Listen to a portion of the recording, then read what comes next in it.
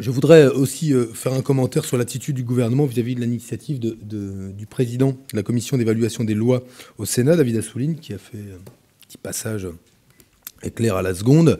Mais pour dire que là où le Sénat veut faire évaluer les lois sur le terrorisme, mais on peut comprendre qu'il est dans son rôle, puisque le président de la République propose d'en changer de loi. Et immédiatement après les événements de Toulouse, le président de la République a proposé de modifier la loi.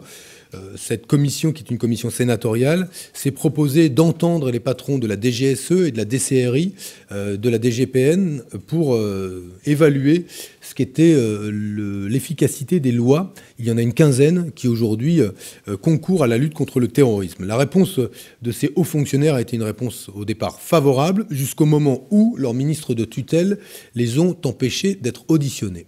Cela montre quoi? D'abord que le gouvernement a peur que l'on évalue les lois et la manière dont il les met en œuvre. Ça prouve une grande fébrilité du gouvernement vis-à-vis justement de la lutte contre l'insécurité, de la lutte contre le terrorisme et sur l'évaluation de ce qu'a été la réforme emblématique voulue par Nicolas Sarkozy, c'est-à-dire la réforme du renseignement intérieur. Et ça montre que la démocratie française est très loin aujourd'hui de ce qu'est le fonctionnement de toute démocratie moderne, qui accepte que le Parlement fasse une évaluation des lois, qui accepte que le Parlement contrôle l'exécutif. On en est très très loin, et c'est d'autant plus paradoxal que le gouvernement refuse que messieurs Squarcini, Pechnard soient entendus par le Sénat et répondent aux questions qu'ils souhaitent. Ils ne seront pas dans un tribunal, ils ne sont pas obligés de répondre aux questions qu'ils ne souhaitent pas.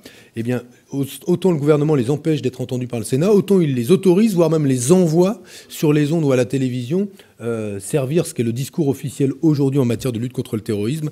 Il y a là un paradoxe à faire des hauts fonctionnaires les petits VRP de la politique du gouvernement et à les empêcher d'être entendus par les représentants du peuple réunis en commission pour évaluer le bon fonctionnement des lois. Mais peut-être que le gouvernement a peur que l'on regarde de quelle façon sont appliquées et mises en œuvre les lois en matière de lutte contre le terrorisme aujourd'hui en France. En tout cas, cette marque de fébrilité est une marque qui ne nous rassure pas sur les conditions dans lesquelles aujourd'hui on lutte sur le terrain contre le terrorisme, tant le gouvernement s'oppose à ce que toute démocratie moderne organiserait sans délai après des événements aussi dramatiques que ceux de Toulouse.